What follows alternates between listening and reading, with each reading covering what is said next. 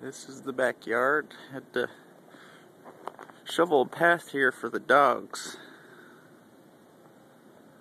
And then we'll go to the front yard. A few drifts over here.